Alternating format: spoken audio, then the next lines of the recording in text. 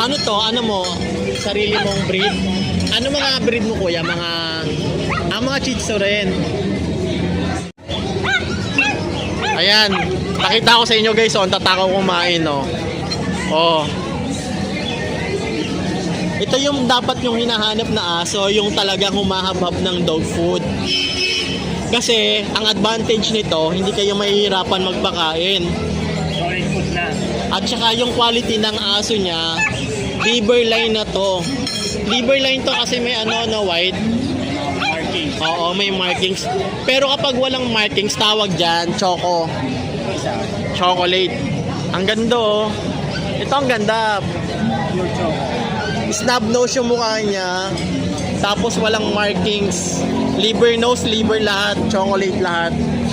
Magkano asking mo sa ganito kuya? 1,500. 6.5. Meron silang isang bakuna, dalawa na yun. Oh, ito. Pero yung nagbakuna, license bets. So, hindi na kayo lugi rito kuya. Ay, guys, kasi license bets na siya. May deworm na rin to. Dalawang deworm sa back. Dalawang deworm, isang vaccine. So ito guys, so sulit na to para sa 6.5 no.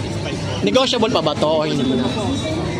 Ito ang tatakaw pati kumain no. Dapat ganito yung hinahanap yung aso. Yung dog food niya, ano pinapakain mo? Holistic puppy. Oh, mamahalin pa yung dog food niya, holistic.